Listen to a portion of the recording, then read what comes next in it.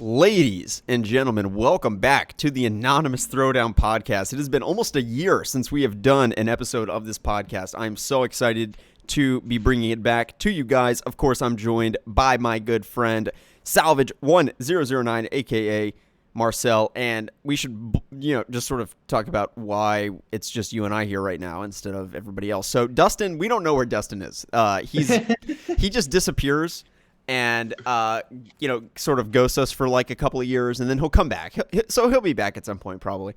If nothing else, to come on as a guest. And Irgen, I'm sure he's subscribed to the Anonymous Throwdown. So once he sees the video be posted, he'll be like, "What the fuck? Yeah, like where's my invite?" And then Jake Irgen, he's still around, and we'll have him on, sort of intermittently as episodes come on. But he's usually busy. He's very busy. He's doing his film stuff. He's shooting movies. He's making a video game. He's in film school. He has another job on top of that, so he has like 17 jobs.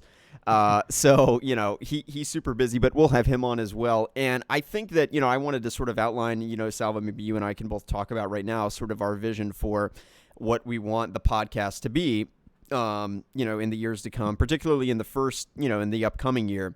I think our main goal is just to grow the podcast and also to provide an outlet for both of us to talk about things that are normally out of our purview. What I really like about this podcast is that we do talk about the things that you guys found us for, which is, Batman and Suicide Squad and DC movies and all that shit. But we also talk about things that are totally unrelated to those topics. And I think that in 2022, we're going to do a lot more of that. And I know that for a lot of people, like Michael Knight, many other people have personally told me that that's what they really, really like about this show and about this podcast, is that we do sort of step outside of our comfort zone. We cover topics that we don't normally talk about on our main channels. And it just, provides an outlet to talk about some different things. And you'll see that in this episode as well. I also think that, we want to bring on more guests. And I guess we're going more for like the... I don't know, I guess the Joe Rogan sort of vibe, where it's more of a random sort of assortment of topics, and it's definitely not going to be exclusively a DC podcast. But obviously we'll be talking about that, and we'll be covering that. But I don't know, anything you want to add to that? No, I mean, that's basically, the goal of the podcast is to branch out into different stuff for us, and, to actually talk about stuff that we wouldn't be able to even talk about on our channels, which is, anything really. I mean, the possibilities are endless because we do have that type of platform to actually go off of. So yeah, no, I agree with everything. Totally. Well, jumping right in, sort of counteracting exactly what I just said, let's talk about the Batman. I want to get your thoughts on, you've been blowing up doing Batman videos, videos on the Batman. I mean, you've got shorts that are getting almost 1 million views, and your subs are going up like crazy. So good stuff there. I just want to get your thoughts. We're basically less than 1 month away. The movie's almost 3 hours long. There's all this controversy because it's not rated R. Just sort of, where are you at? What are your thoughts on the film? Do you think it'll be the best Batman movie ever made? Sort of just tell us where you're at with the movie.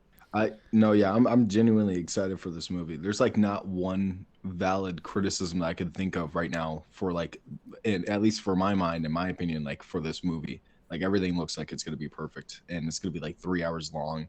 Like honestly, that's all I want. I just want like 3 hours of Batman doing shit fucking on live action, and like we haven't gotten that, and I'm excited for that. And I don't know, this whole movie it's awesome, and I have been blowing up. Like literally the last 16 days, I think I've gotten like 2,000 subscribers or something like that. Holy which is shit. insane. Yeah, I know, it's fucking crazy, and I love it because I'm actually genuinely hyped about this movie. So everybody that's subscribing, I think, feels like how hyped I am. And this movie is definitely like, I have complete faith, and maybe I'm following too many Twitter accounts, but like I'm seeing quote after quote from all these actors and all, the directors and producers about like their process making this movie. And it sounds like they're making a genuinely like not like a fan servicey movie, but they're making a movie for the Batman fans who wanted a movie like this for the longest time, who has that type of animated feel, or like the Batman Arkham feel, and like present that on screen. Because honestly, we haven't had that. Like Michael Keaton, that's a whole different, like, I don't even know what the fuck to call that. That's like a different Batman entirely. Bale is probably like the closest thing we've gotten to like comics in terms of like the feel of the comics and like, you know, the tone of the characters and in the world. And, you know, I think that like the only thing that they could have improved on was like Gotham itself, because that just felt like Chicago or fucking New York. You know what I mean? It did, Like yeah. there wasn't like, yeah, there wasn't like a lot of personality in Gotham. And then BVS, you just have Batman calling in strafing runs on people. So I don't know if I really like want to consider that right now. I'm really more excited about like the Batman that's about to cross the line or is like, you know, on the edge of crossing the line. And that's what this Batman seems to be doing. Like if you read Batman Ego, which is like what Matt Reeves, like the first time they revealed this movie and talked about it at DC fandom, they're like, bro, this movie's based on Batman Ego. Like that was the first comic they you know, announced was like, oh, the big influence. And, you know, when you look at that book, it's really about Batman or Bruce Wayne like telling his Batman persona to not kill and to like not go and cross that line. And even year one, it has multiple Matt Reeves like posted multiple comic panels of year one. And in that book, there's literally multiple instances where he says he's not a killer. So, you know, I'm excited for that aspect of the character to be put on screen because we've never gotten something like that. And I want to hear your thoughts too about Batman like not killing, because I'm pretty sure that Robert Pattinson specifically said that this Batman doesn't kill. Yes, I'm pretty sure he did say that, and I'm hyped for that because we've never really gotten that in live action. Like you said, 1989, Batman was blowing people up with grenades. You know, 2016, Batman was blowing people up with strafe runs like he's in the fucking Air Force. And, you know, also the Christian Bale Batman, there is a montage online, which Zack Snyder referenced, where Batman does kill a lot of people, but... By the way, Chris Nolan, I believe, intended for Batman not to kill in those movies. The only one where it is so glaringly obvious that you can't even dispute it is when he blows up the truck at the very end of The Dark Knight Rises, and the person just like legit dies.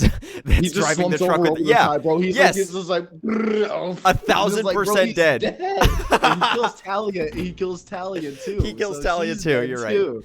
Yes. So, like, even if you don't count the Dark Knight or the Batman Begins movies as like, you know, him killing anybody, if you think that Dent's death, whatever is accidental, or like any of the other deaths are like on accident, right? Those deaths are purposeful. There's no like, and it's for a good cause. He was saving Gotham from a nuke. So you know, we could give him the benefit of the doubt, but he, you know, he's still killed.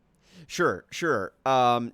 You know, but the important thing for people to remember, and this is often lost and people get triggered about this fact, but like Batman is not killed in the comic book since 1941, excluding Elseworld stories. So obviously there are Elseworld stories where, you know, basically they give the character to a writer and they say, hey, do whatever the fuck you want. Just write whatever, you know, and that's the sort of thing they give to like Frank Miller with The Dark Knight Returns, right? And there are instances where he does kill, like, but like it's like it's on accident, like a very accidental, like the villain was basically, or it was like there's like one instance, I'm really forgetting the one, but it's like Deacon Blackfire is the main villain, and he's basically mind controlled. He's like tortured for days and mind controlled to go out and kill criminals with Deacon Blackfire's crew. So he has mind controlled, killed.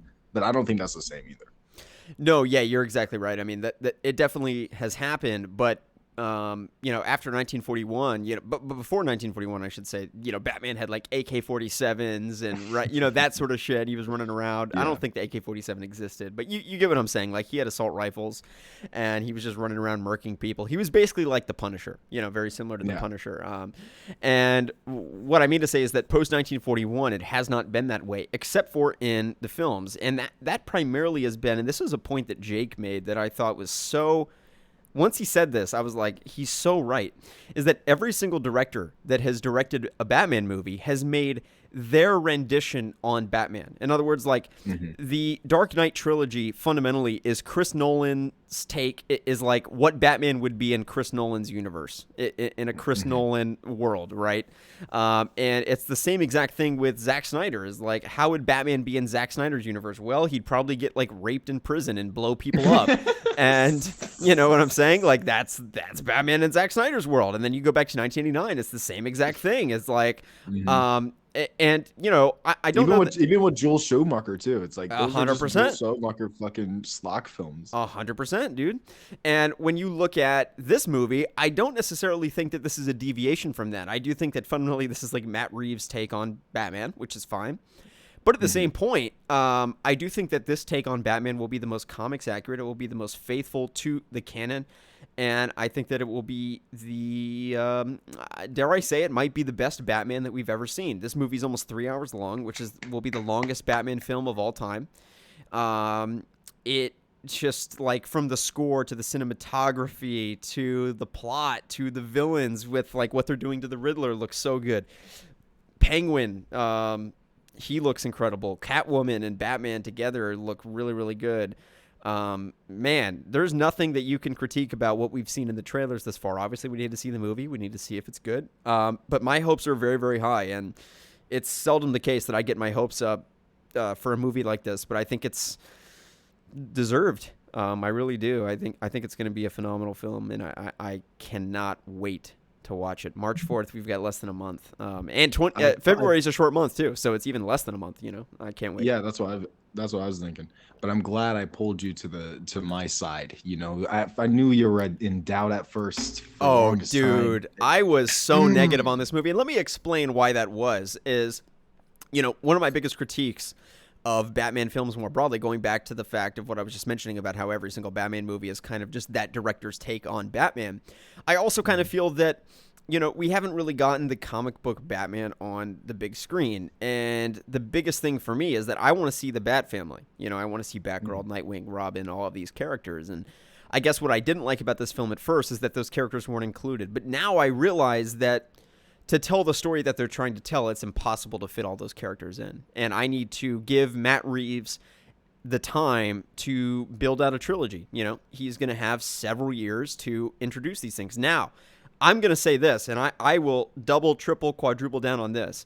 If Matt Reeves' entire trilogy does not feature Robin or Batgirl or any of these characters, I will be pissed. Okay? So I am not, like, changing my opinion on this, but what I am changing my opinion on is that it is okay for these characters not to be in the first movie. And that's where I guess I was, like, butthurt about at the beginning, was that, you know, like, oh, where's Batgirl, where's Robin, where's Nightwing, all these characters, you know, that sort of stuff. But I guess I'm more just in the position where I would love to see them in the second movie and the third movie, but I understand that for the first film, you know, it might not be feasible to include them. Yeah, I think it's Matt Reeves' plan to flush out this universe first and, like, you know, kind of build the world of Gotham. And he's also, you know, they're doing the GCPD show, which is going to feature Jeffrey Wright as Jim Gordon. And, you know, there's rumors that Joker might be the main villain. And that takes place in year one of Batman's career. So there's probably going to be some type of, you know, Robert Pattinson Batman cameo, because how are you going to build up, you know, James Gordon's relationship with Batman, you know, for year two without doing it in year one? It kind of seems like it would be a big miss. So I hope they do that with the shows. What do you think about the shows too? The spin-off shows. There's a Penguin show and a GCPD show focusing on. Yeah, you know, a GCPD show built around Jim Gordon, I cannot wait for. And nothing against Gotham in particular, but I really want to see this Jim Gordon a lot more in this DCEU. I think it's going to be sick. Did you know that? Did you know Jeffrey Wright, the guy that's playing Jim Gordon, is voicing Batman in a Spotify Batman serial? It's kind of like reminiscent of the 1940 radio shows. Really?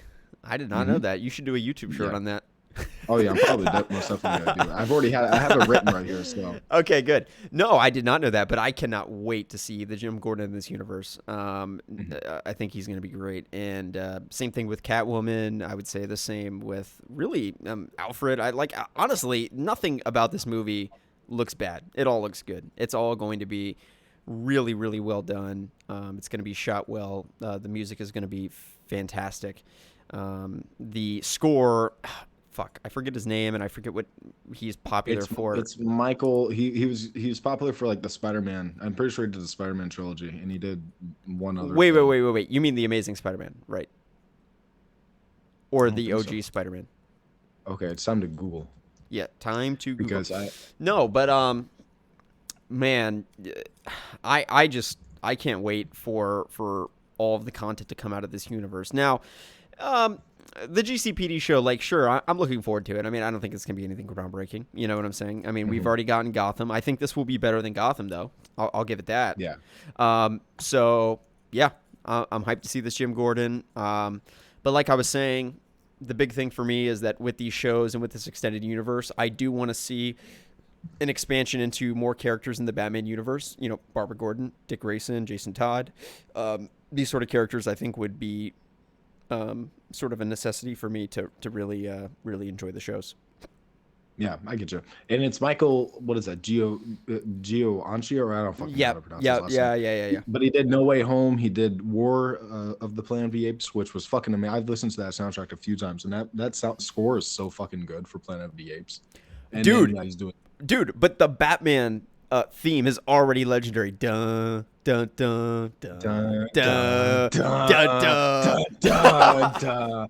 Bro, it's so good, and just the whole score is so emotional too. It's like man. It's not just like epic music for 6 minutes, like fucking Hans Zimmer. Just hey, it's like, shut your mouth. Hans Zimmer is a god. Hey, look, he's Be great. quiet, Marcel. I love the Batman theme, but like this is so reminiscent. Your mouth.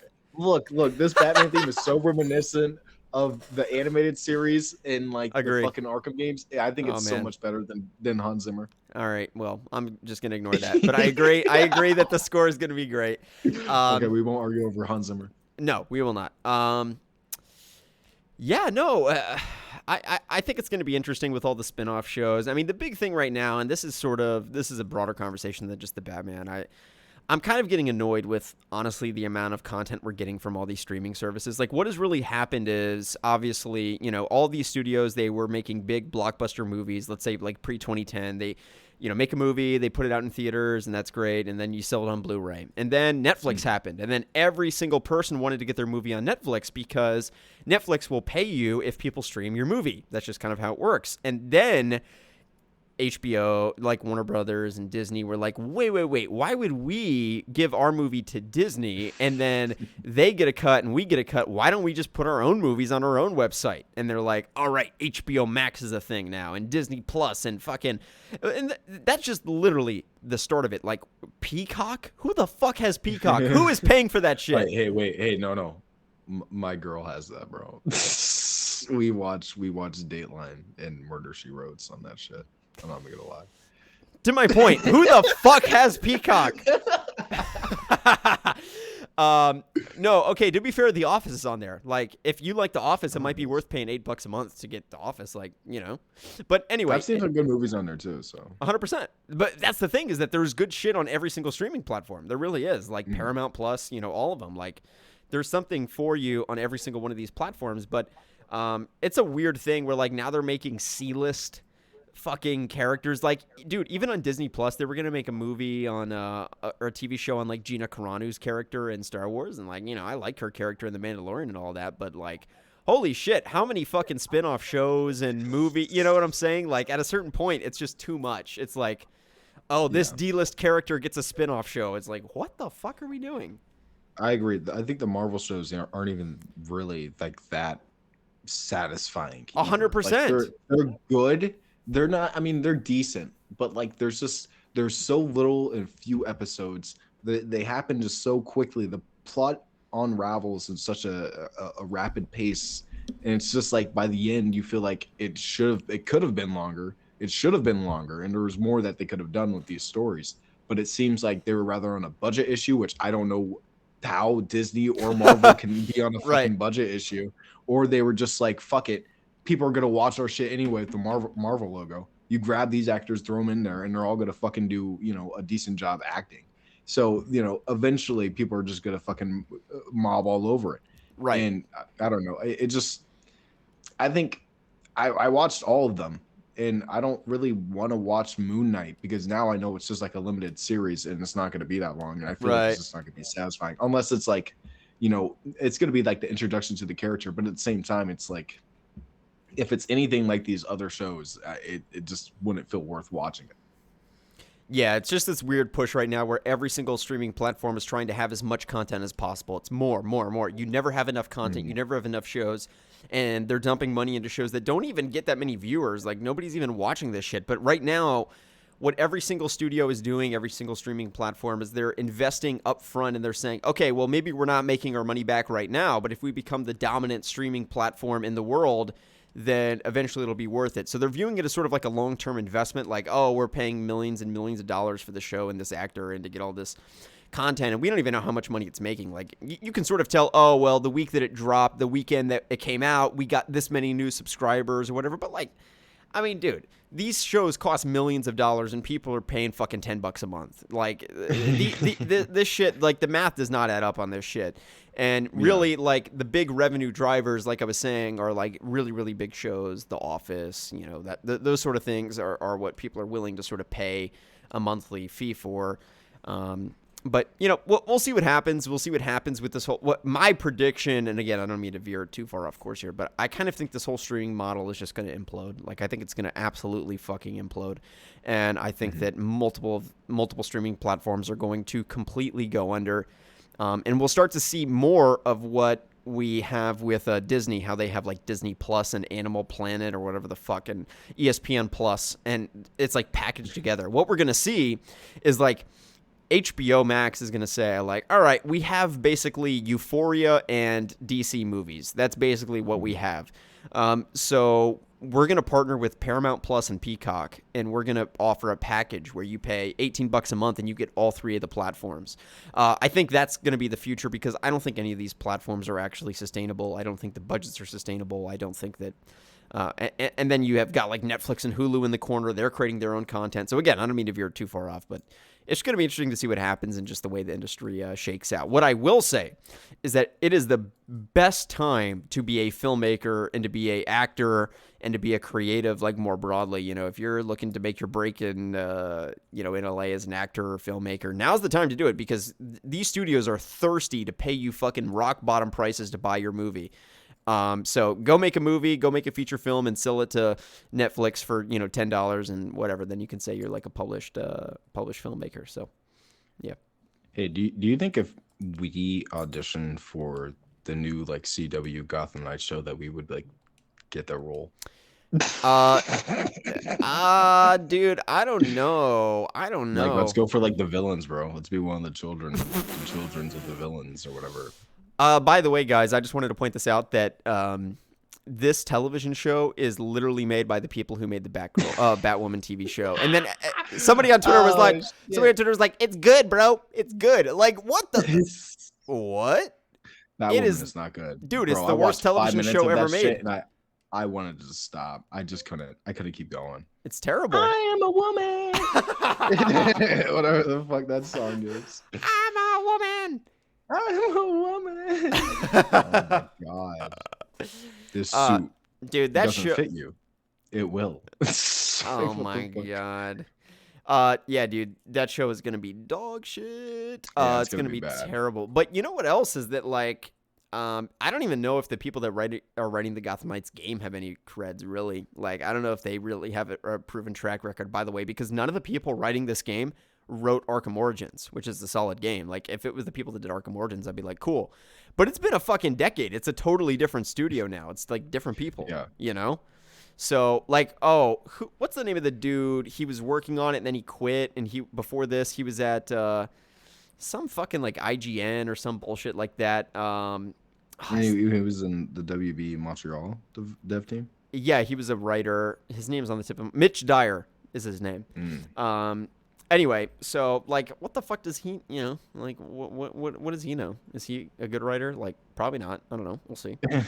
But hey, you know, what are your thoughts on Gotham Knights right now? Do you think it's going to come out this year? Or do you think it'll get delayed? What are your thoughts? Oof. Damn. Well, you hit me with a tough question, because if the Bloomberg report is true about Suicide Squad, and which is from Jason Schreier, and he's always right. Fuck that guy, but he's always right. Yeah. Oh shit, it was Jason Schreier. Yes, it was. I don't know. I'm blocked by him too. So yeah, we're all blocked. Dude, Jason Schreier is one of those guys where I'm literally like, fuck Jason Schreier, he's a bitch, but he's always right. Like, yeah, we have to report. you know, like I you know, I'm not gonna lie and pretend that he's not always right. Like, he is always right. So whatever. So anyway, yeah, that's the situation. So if it is delayed, which if it was from Jason Schreier, it's most likely delayed, then I don't know. I feel like Gotham Knights might be pushed back. They probably want to polish it a little bit more. You know, I doubt they want to like have any headlines saying they fucking crunched WB Montreal and shit like that, and you know, telling them to rush to the deadline. Right. So, but like if it did get delayed, Again. I'll be so pissed again. I'll be so pissed because, bro, if this comes out in 2023, it would have been 10 years since The Arkham decade. Origins. This better be The the fucking decade. best game ever made, dude. It has to be so fucking good. It has to be beyond our Dude, I expectations. gotta be And like, Arkham is honestly, shit compared to this. This is God yeah. tier, you know what I'm saying? Oh my god, bro, it has to be on like some top level fucking superhero shit. If it's not, it's gonna be so fucking painful. It's gonna be such a Yeah. it's gonna be like, bro, we waited 9 years for this when you Some guys could have made like a mediocre Damian ass Wayne fucking mid mediocre tier, RPG fucking go grind looter out to get ass gear. fucking shit. Yeah. Yeah, if it's like that, then it's like, fuck, we waited 9 years. You guys canceled a Damian Wayne Arkham game that would have been dope as fuck. You canceled a Suicide Squad game that we would have had fucking years ago. And for this, and it's like, I don't know. I genuinely hope it's great. They're taking their time. And if they took enough time and they're really working on it, I pray it's good. But they haven't shown us much. Yeah, I The only know. thing we've gotten is the 7-minute gameplay from fandom and like 2 trailers that are like weird. I mean, they're not like gameplay. They don't show the gameplay off like how it should be showed off. And then the first trailer is a fucking CGI trailer. Dude, So that it's like, trailer, that reveal was at, let's see, it was August of 2020, and I remember because I was at my friend's wedding, famously, as everybody trolls me for. I oh couldn't yeah, go. I remember that. But dude, that friend now has been married for years and has a fucking kid on the way because that shit. That's how long Dang. that shit was, dude. That was years ago. Years ago. We're just Years sitting ago. around. Just what And the we're just we're literally just waiting for fucking something new, and it's like all they showed us was like some gameplay and like some of a boss, and it's like we're happy that they revealed shit, but shit, we're starving now. We're hungry. Well, dude, my whole We're hungry thing, for something. is that I've never really cared about. You know how WB has all these events and all this shit, and they have like they send like loot boxes to YouTubers and shit like that, and like I don't know, I've never cared about that, but now because of like what I've been tweeting in the last week, I'm like, yeah, I'm never getting an invite to any of this shit, dude. I'm like going in. I'm going in right now, you know what I'm saying? Like, Yeah, I saw your Gotham Knights tweets. oh, dude, I was going in on I Gotham saw 'em, Knights, the yeah. TV show in particular. I mean, I think the game's gonna be good. Like, Mhm. it kind of But the has to fact be. that How do you work on it's something kind for of 10 years and have it be shit? Like, I feel like that's kind of impossible. Like, you would have to try to work on something for 10 years and for it to be bad. Like, what? mhm. Yeah, like it would actually be like A more. fucking triumph. It, it would be wild if they fucking failed this and it does fumble the bag and it's like Avengers level Oh fucking my garbage. god, bro. I would literally I would be done. Something about the CW show too. I just think it's weird that the plots are so similar. But Like it's not the literally same. they're, Oh, they're not the same, but they're like similar enough where people would be like kind of confused if you try to explain it. yeah, but let's take it one layer further. Like, the plot of the game and the TV show are the same as the end of Arkham Knight, too. Like, you Mm. know? Yeah. The game literally is like, if you told me that the game starts 10 seconds after Arkham Knight ends, I would believe you because the plot is identical. But then they're like, no, Yeah. it's our own universe, bro. Which, okay, I'm gonna say is probably good because fuck Tim Drake and Barbara Gordon, banging. That's stupid. Yeah. So Mhm. I don't want Entire that. plot line. The whole Bat family's fucking off in that game. Yes, it is. So that's good. They can have their own creative liberties, and then if it sucks, it's purely their fault. They can't be like, well, Rocksteady made us do it, that sort of thing. So I guess that's Mhm. good. Yeah. It's weird because WB Montreal made the DLC for Arkham Knight. So that was basically kind of like a Oh, that's right. They did predecessor to the Batgirl DLC. Did they do Season of Infamy though? They didn't do Season of Infamy. I don't think they did season of Infinity, but I think they did a lot of the other shit like the Nightwing DLC and the Red Hood Did they? DLC and shit like Did that. they? I thought that was what we discovered a while ago. Well, I know for a fact that they did Batgirl 100%. That's Yeah, they did Batgirl 100%. Yeah. So that's kind of interesting. Dude, you know what I just thought? This is such a random fact while we're doing the show, but we should make this a live stream. Like, we should do this live. Yeah, that wouldn't be a bad idea. That'd be Guys, fun. in the We would chat, actually get people up. can you we would get what? No, that's a good idea. Yeah, guys, in the chat, would you comment if you want us to do this live? because I feel like that could be really fun. So just let us know if you're down, and we'll do that. We'll make that happen. Dude, and then we don't have to upload it. Like that, it's just already uploaded, you know? Like, it's kind of better for everybody. And it would be just way more fun to do the live stream. Oh, also another thing, this is just totally unrelated, but just so you guys know as fans, like we're trying to become a partner YouTube channel. Like you have to have a certain amount of watch hours and a certain amount of subscribers. And it helps to do this because you get a bunch of perks when you become a channel partner. Like you get access to just like random shit, you know, you can have like support, YouTube support. You get like exclusive benefits and just like features and that sort of thing. Anyway, so we were getting really close to 4,000 watch hours, but it turns out that the 4,000 watch hours have to be within 90 days. So we're basically at like what? Yeah, so it reset basically. So we're almost at 0. So we're gonna have to grind it out again to get. What kind of rule is? What kind of rule? I know, isn't that stupid? But that's hey, horrible. whatever. It's all, I remember when I joined good. YouTube, bro, I was like, okay, let me go to the monetization. Oh, I could partner up immediately and monetize all my videos. Like as soon as I started, they didn't care. Yeah, the threshold was like so low to do that, you know, back in the day. But then what happened is there were multiple like adpocalypses. Do you remember like the first adpocalypse? It was because there were fucking like well, PewDiePie was part of it, but there were like Geico ads showing on like white supremacist videos. Like straight up like KKK videos, or I forget exactly what it was, but it was some crazy shit like that. And then, you know, advertisers were like, whoa, you know, they freaked out and they all pulled their ads, and ad rates dropped down to basically 0. And, you know, that's something that obviously they've made a lot of improvements with like the, you know, every time you turn on ads now, you've got to fill out this whole fucking form and sign this waiver that you're, you know, not a, you know, whatever, like you've got to fucking fill out this whole form. You know what I'm talking about, right? So anyway. It's crazy that, you know, fucking it happens, and you know, I understand like why they did it in a way, but I feel like it should have been a little bit lower, and like maybe like I don't know, figured out the algorithm and how to like, you know, demonetize that in a certain way. Obviously, it's fucking difficult because there's millions of fucking hours of content uploaded on YouTube daily. Oh, yeah. Like, there's so many videos, and, you know, advertisers want to be on YouTube because, dude, their ads are way more effective here than on cable. Are you fucking kidding me? Because, like, you know, you're, like, having ads play on cable, the ad rates that you have to pay is incredibly high. And not only that, you don't even know, like, if the person is watching like, so many people have their TV on in the background. You know what I'm saying? Like, you don't even know who the fuck is watching your ads that you're paying for on TV. Whereas on YouTube, you can target exactly what age demo. You're like, okay, I want to be on the Anonymous Throwdown podcast. Their age demo is like 18 to 29-year-old males. You know what I'm saying? Like you can hyper target it. Whereas on cable, it's like, oh yeah, like kids watch Nickelodeon. I'll just put my ads there. You know, like you can just curate it way more, which is kind of scary because that shows that, you know, Google they have a lot of information on us. They know what we like. They know what we don't like. But that's a whole nother conversation for another day.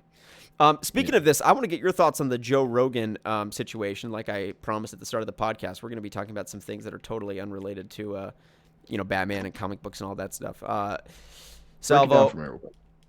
Yeah, okay, so the situation is that Joe Rogan has had a number of people on his podcast that are obviously controversial, and there are 2 podcasts in particular that are under a lot of scrutiny. One is with Dr. Robert Malone. Now, Dr. Robert Malone is credited or claims to have created mRNA vaccine technology. Now, if you're unaware, Pfizer and Moderna vaccines utilize mRNA vaccine technology, which has existed for a couple of decades. So this patent has been around for a while, but there's never actually been any vaccine that has mRNA vaccine technology. And then there's the Johnson & Johnson vaccine, which is the more traditional vaccine technology. But then the mRNA vaccine technology, which is in Pfizer and Moderna, Dr. Robert Malone is credited with creating this. But Dr. Robert Malone, he is kind of like, people are going to say that he's an anti-vaxxer. He's not really. Like, he literally patented mRNA vaccine technology. But what he does say is he sort of feels like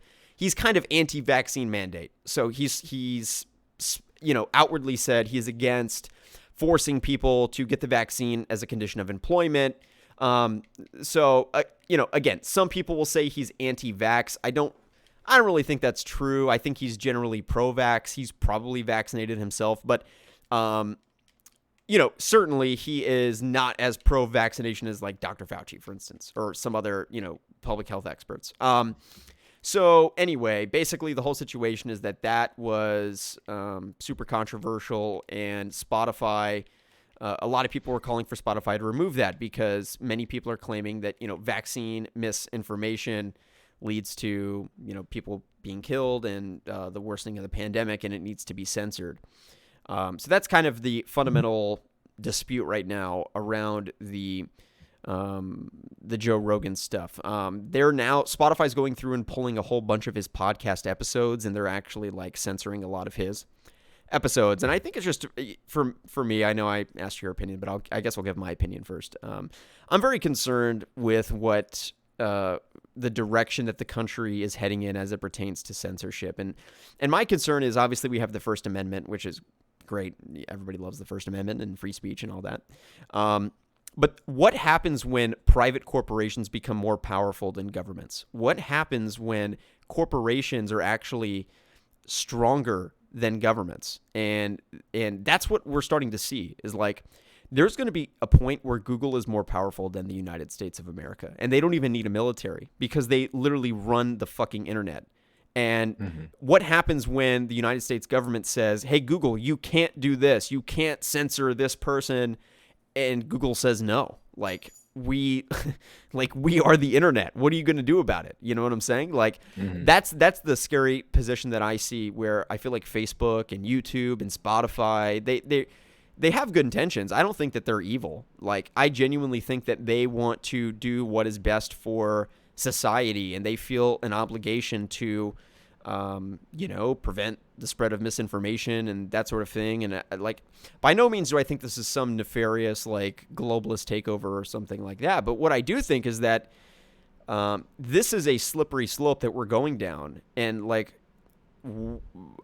at a certain point, it's like, oh, well, you censored this person, why not this person? And then you just go down this rabbit hole where you sort of never end. And that's not to say that I'm in favor of like everything being on the internet. I mean, like, there are some fucking crazy people that say crazy things that, whether it be, I don't know, nothing really comes to mind, like a direct threat of violence, I guess. I'm a free speech absolutist, 100%. Like, I really feel that if it is legally allowed, you should be able to say it. But at a certain point, I kind of think like, well, I don't know. What if somebody uploaded an hour straight of them saying like a racial slur? It's like, I don't know. YouTube should be.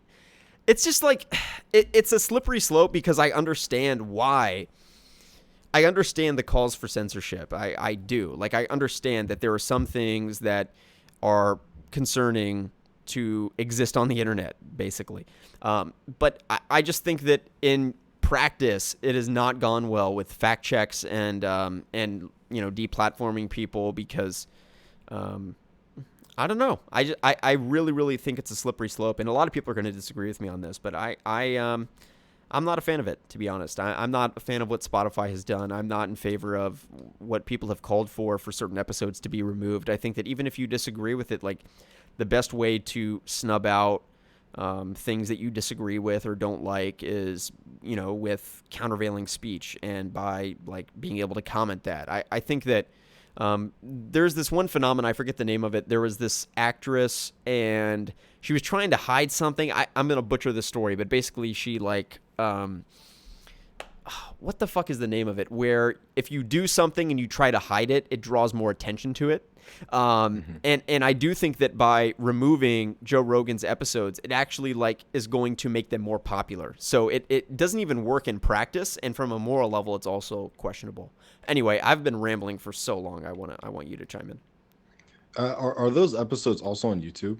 No, because Joe Rogan got paid $100 million to not be on YouTube. So he has an exclusive. Yeah, he has an exclusive deal with Spotify. Yeah. Okay, I thought they might have like brought over like older episodes and put them in there too. No, he has like some clips on YouTube, but fundamentally it is like fully on Spotify. Yeah. Okay. Well, yeah, I mean, overall, it is like that slippery situation where some things should maybe be censored, but at the same time, it is just like, it is free speech. People are allowed to say what they are allowed to say. in the Yeah. rules and the guidelines of the First Amendment.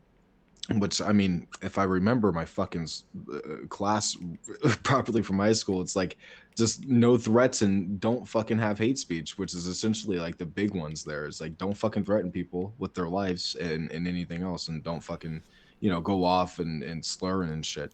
And, Sure. there are a few things too about, I can't really remember, but there are Well, there's the like overall, slander and libel, right? Like you can't say yeah, something that about too. somebody, and the First Amendment doesn't mention anything about, to your point, like it doesn't say anything about slander, libel, hate speech. It just says that, the government can't restrict what you want to say, and there have been certain like sort of very very baseline limitations to that. Like I don't know if somebody was going around saying like Slick Moff is a pedophile. I like no, you can't say that. That's not fucking true. Like don't Yeah. don't ruin my reputation. So there are certain things like that, and there have been reasonable restrictions that have been implemented by the Supreme Court and with certain like rulings that on free speech. But to your point, like you pretty much can say whatever you want, and I But just at don't. that point, it's like the government's not really in control of like Spotify or Google. So like at your points, like it doesn't really matter what the government says at this point. It's like it's only Spotify's choice to take all that shit down because it got backlash. And I'm kind of surprised that Joe Rogan even got those episodes taken down, considering the deal that he did with Spotify.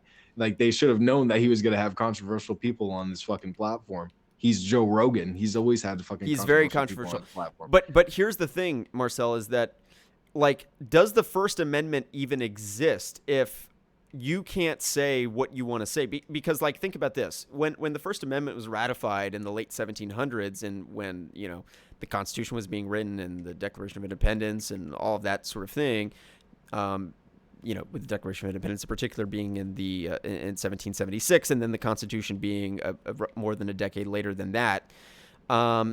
With the First Amendment in particular, like free speech that was protected was, you and I can hang out at each other's houses and we can critique the president. Like that wasn't allowed. Yeah. You could not in England speak negatively of the king without, potential repercussions, particularly in like the 1300s, 1400s, etc. So that's fundamentally what the Constitution was addressing and the Bill of Rights was addressing.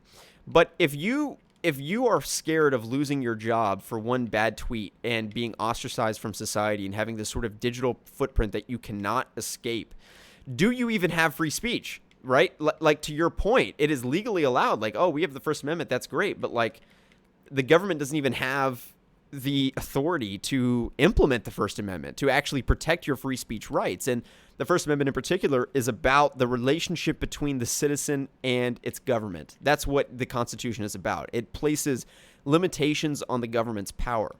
But what happens when corporations are more powerful than governments? And that is what is going to happen in the next 50 years. And I frankly, not to be like some Alex Jones conspiracy theorist, but I frankly am terrified about that proposition. You're Like going on some Metal Gear Solid shit. I Have you I ever seen am. You're right. that? You're right. But no. But do you agree with You me? know, Do you agree? Feel free to I disagree. agree because there's like when you look at the internet, it's not just like an American thing. So it's an international thing. They have to look over the entire world and Yeah. kind of go over everybody's shit. So it's not like they're even pertaining to the guidelines of the freedom of speech thing. They're pertaining to whatever guidelines that they have in order. And in that case, you have to like if the Twitter fucking corporation, anybody who runs Twitter and anybody who runs Google or Facebook is like, okay, you can't say this shit. Well, there's nothing we can really do about it because we could make a new platform, maybe like just for Americans, where we could just say whatever the fuck we want and we're in the guidelines of freedom of speech and people just don't get censored or whatever. Like I don't know, but like for Facebook and Instagram and for Twitter and Spotify and fucking Snapchat, all of these corporations that control, basically what you post online as your life or as your opinion, or even YouTube where you post content that, you like and, shit like that. If they wanted to ever just create a guideline that completely like rechanges everything and makes it where it's just like, you can't say this shit about COVID or the vaccine. You can't say this about certain recent events about news and violence. It's like they can easily stop all of that, and that is kind of scary to think about. That is like something that's like they have all the control of information because we get all of our information from the internet, or at least most of it. Totally, 100%. And not only that, right now, mostly the people that are calling for censorship as it pertains to COVID misinformation, the vaccine, and that sort of thing, are people that are just objectively, like, I would say, more on the liberal side of the political aisle, right? So people that generally support Dr. Fauci, are pro-vaccination, and are opposed to Dr. Robert Malone and Joe Rogan having people on that are maybe questionably anti-vax, et cetera. But and all the top execs at these big tech companies, Susan at YouTube, obviously Mark Zuckerberg at Facebook, all these people are in that camp, right? Like, they're pro-vaccine, they dislike, Joe Rogan's stance on COVID and all of that. But what people don't understand is that in 10 years, the people at the top of these companies, like, what if it's people that are completely ideologically opposed to you? Like, let's say that they're super, right wing, and you're like liberal. And right now, oh, great, Susan at YouTube and Mark Zuckerberg are liberal, and they agree with me, and they understand the COVID stuff or what have you. But, like, who's to say that this private corporation is not in 10 years going to be completely different, and they're going to be utilizing censorship in the opposite way? And that is why, even though at this point, fundamentally, most censorship comes down on conservatives and more countercultural opinions and viewpoints, that tends to be the case at this point. But in 10 years, maybe it's completely different. Like, maybe everyone that's being censored is of the complete opposite political ideology. And that's why censorship is not really a partisan issue. It really transcends partisan politics. It transcends Democrat, Republican, left, right, all of that. Like, it really is a question of societally, what do we tolerate as a country? What do we allow to be said in our country? And, right now it might seem like a partisan thing, and it's sort of being implemented that way. But it truly isn't. And to think that it is, to think that censorship is purely a partisan issue, or it's like a left-right issue, you're sorely mistaken, and you will see that at some point, because the tides will change at these companies, and this is what happens if we're going to appoint 3 or 4 oligarchs that are CEOs of big tech companies as the arbiters of what is allowed to be said in our country. Right now, maybe some of the times it'll be implemented in a way that you like, and it suppresses speech that you disagree with and think is harmful. But there's going to be a period where you're the one that is being banned, and other people that are wrong are allowed to speak, because who is fact-checking the fact-checkers? That is the fundamental question with censorship, and nobody can answer that. Is like, objective truth is difficult to measure when so many sources of information are biased to at least some extent, and that includes the government, by the way. Do you think the government is always honest? Are you fucking kidding me? Are you out of your mind? Have you read a history book? You really think that the United States government, Dr. Fauci says this? It's like, okay, he might be right about that. He probably is. He's, been a scientist and a medical expert for decades. But are you kidding me? Like, we're just going to toe the government line on what the government says. Like, sure, if you believe that, cool. There are WMDs in Iraq too that, George Bush wants to talk to you about. Like, the government is not always right. And anyway, so that's my stance on it. But I think we agree. Yeah, we definitely agree. I hate both sides of the political spectrum. There's definitely fucking, there's wrongs and there's rights on both sides, but the way they present themselves on both sides it's just like, it's obnoxious. But eventually they will see that it doesn't matter which side. Freedom of speech will get fucked up if these people in power have a very specific goal to, project their ideology on people. So yeah, and then there's going to be a point where Congress can't do anything about it, because, like I said, Google or Spotify, they say, fuck you, we control what speech is allowed in this country, not Congress. Fuck the First Amendment. It means nothing to us. We're not, we don't swear an oath to the Constitution at Spotify when I become a fucking employee. I swear an oath to The shareholders of the company, and our stock shares go up if we do or do not allow XYZ speech. So they're getting censored. It's that simple, So that's the direction we're headed in. But hey, we'll see what happens. But it's very disappointing to see censorship more broadly and some of the things that have been going on. But hey, Joe Rogan, he made $100 million, so I don't feel bad for him. Honestly. Yeah, I don't feel bad for him either. He could get canceled. He'll come back next month. 100 mil, dude. Like, you're set for life. Yeah. God. He's chilling.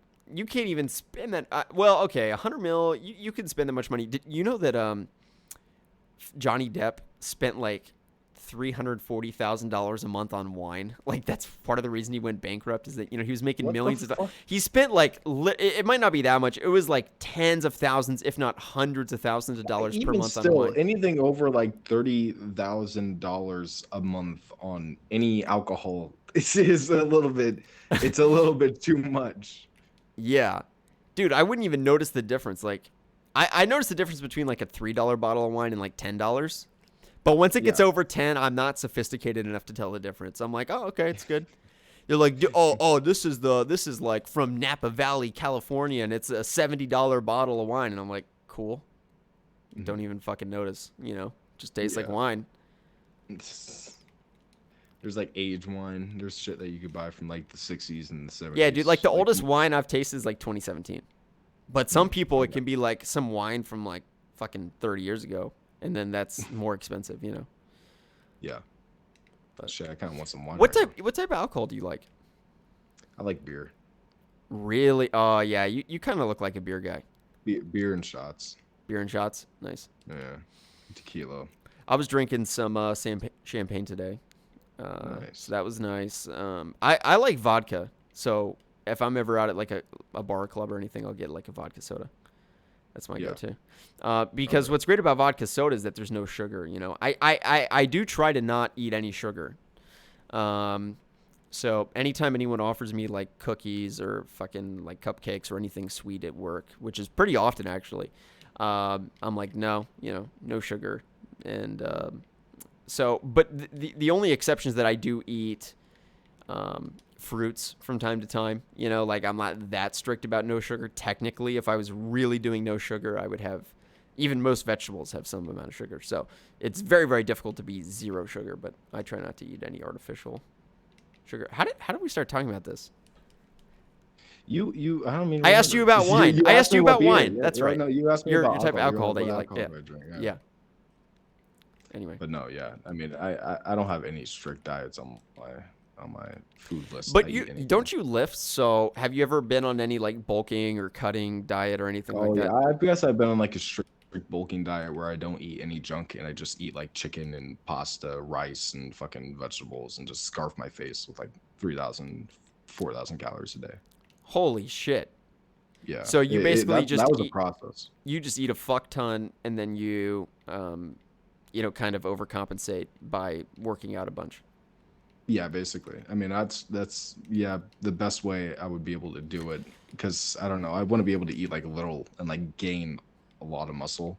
Yeah. Because my metabolism is so fast, bro. I literally can like lose so much weight so fast, and I could just scarf down food and like I'm hungry the next second, and it's like really? It's weird. So my metabolism is really fast, and when I'm working out, it's like even faster. So like yeah, I definitely have to like compensate if I want to gain weight. Like it's hard for me to get past 155. Yeah, me too. Like, I've been wanting to gain weight. But my thing is, like, I've been gaining weight the last 2 weeks, but it's sort of shown in, like, I don't want extra body fat either. So I guess, like, the solution to that, I guess, I wouldn't really say I'm, like, skinny fat, but I guess, like, I have an inclination. If I do gain weight, I go more towards that, like, being skinny fat than actually being, but I've never really lifted, to be honest. Like, okay, I've never consistently lifted. So what would you recommend to someone who's trying to gain weight but not, but have it be muscle? Like, how often should I go to the gym? Should I get a trainer? I don't really know I don't know. Like, I mean, obviously I've been to the gym. Like, I know how to fucking work out. I'm not stupid, and I've done it. Particularly in the last 2 months, I've been going somewhat consistently.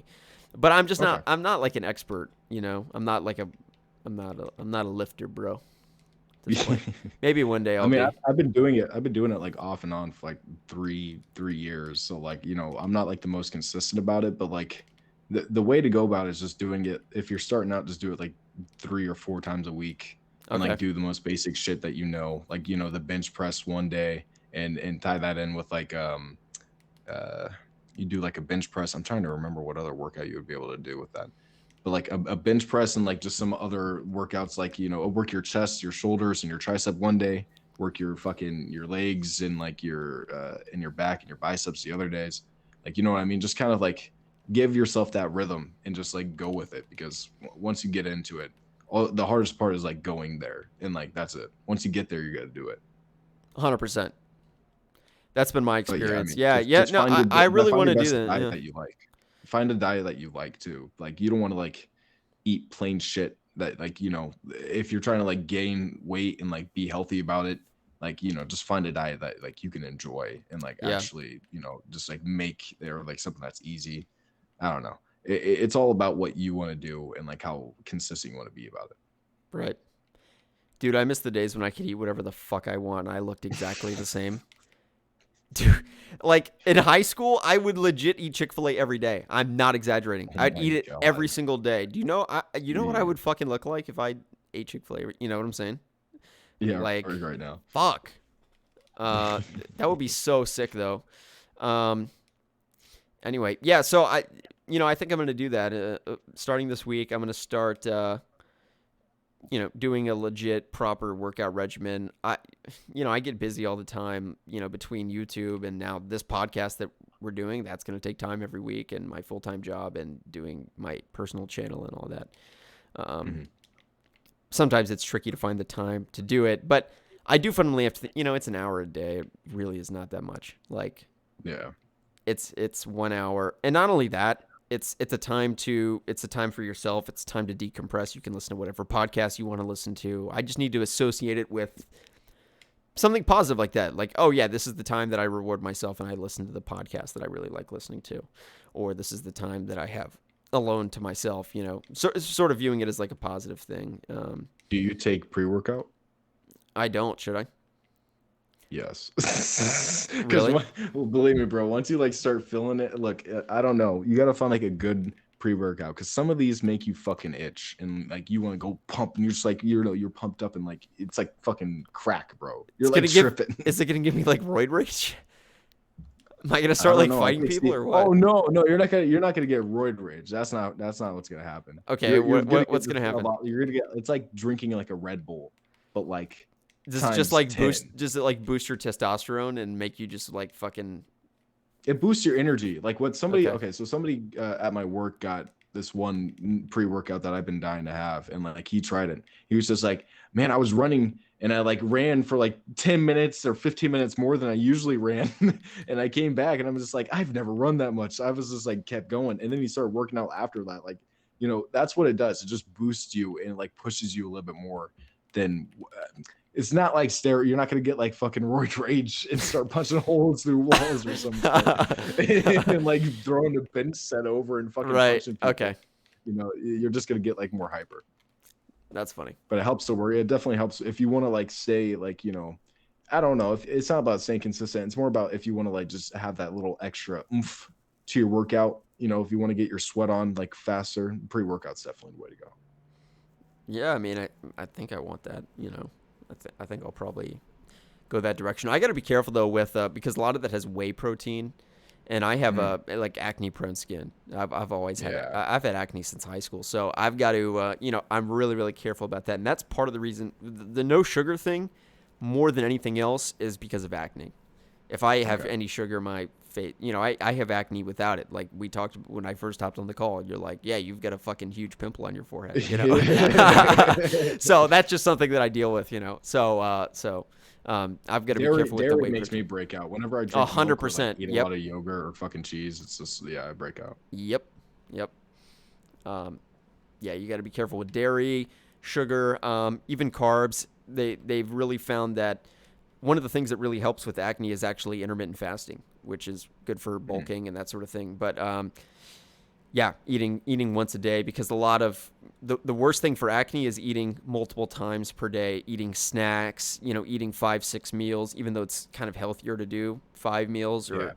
Or it seems like doing 1 meal per day is pretty healthy, and that's something that's pretty common that a lot of people do, and there are reportedly a lot of benefits to that. And also eating a bunch of meals per day, like little small snacks throughout the day, seems good. But for acne, I think because your insulin spikes when you consume any calories whatsoever, those insulin spikes are what are correlated with breakouts. Yeah. It's weird. I don't know. It's kind of different for everybody. Everybody's skin's, different. Some people just don't break out at all, which is that I've always been jealous and pissed off and envious about that, because it's just like, why do you have such Seriously. perfect fucking skin? Can you not just have perfect face genetics? And Yeah. it's just like, I don't know. It sucks because I don't break out a lot recently. I broke out in like maybe like a month or two, like any Yeah. big pimples. But like before, it was horrible because just I would drink milk every day. I would drink the fucking weight gainer or the mass gainers. So like 16 ounce fucking of milk with fucking that. I would eat cereal in the morning every fucking Yeah. day. I would have oatmeal every day. It was just like dairy fucking constantly. Yeah. Like the good thing with my acne now, as it is that it is a fraction of what it was, several years ago. Um, Yeah. I would say it's probably 15 to 20% as severe as it was at my peak. So, I've got, like, if I have one pimple pop up, or like, probably on my face right now, it's, I don't know, like 4. I don't know. Whereas in high school, dude, my entire face was a pimple. Like, Yeah. so I don't even like, it doesn't even bother me that much anymore. Of course, um, somebody asked me recently, like, what is your biggest insecurity or something like that, and I think I said acne was my big, but because nobody's like, oh, dude, acne makes me look so much better, like I'm so hot with that, you know what I'm saying? But at this Yeah. point, with the way that it is with me, it doesn't really make me that insecure, to be honest. I'm just like, Yeah. whatever. It's like 2 pimples. Who gives a fuck, Mhm. Compared to what it was in high school, that's where it really made me, you know, not super confident for like a solid year. My acne was pretty bad, and it sort of destroys your self confidence. But what I have now, it's like whatever. I don't give a shit, to be honest. My pimples are so weird because they pop and they're so hard to pop, and when they pop they're so big, and then I would just get like a big one like every once in a while. It's just like on my nose or like just like Right, it's like a random big one, yeah. yeah. And that would happen a lot in high school, and I would be so embarrassed. It's like fuck, there's nothing I can do about it though. Dude, I saw that. I remember studying this ad in middle school, and it was a Justin Bieber ad endorsement of one of the like acne brand companies. You know what I'm talking about, like Yeah, the popular ones. Claritin or Yeah, fucking yeah, yeah, yeah. Proactive or whatever the fuck. Proactive, yes, thank you. And Uh, he was like, in the ad, he's like, my name's Justin Bieber, and blah blah blah company, changed my life. One time I got a pimple on my nose, and everybody called me Rudolph, and it made me so sad. what the fuck? Some stupid bullshit like that, like some Justin Yeah. Bieber ad. He probably didn't even write it. Anyway, but all right. Well, let's see what time we're past an hour, so I guess we'll cut it here. Okay. We've committed, guys, to we're probably going to keep it around an hour. This, in the past we've done like an hour and a half to 2 hours, and I think that, I don't know, we'll try an hour. We'll see how that goes. And by the way, guys, we do want to get a lot of guests. Marcel, I've actually already been, once we hop off the call, talk about some of the guests I've been trying to set up. So, yeah, I don't think it's going to be like every single week there's a guest, like in PKA or some other podcasts that are guest based. But I do think that it'd be really fun to bring on a bunch of guests, whether that be game devs, whether that be people that are filmmakers, maybe like producers on the Batman or something like that. That'd be fun to bring on. Would really like to do that.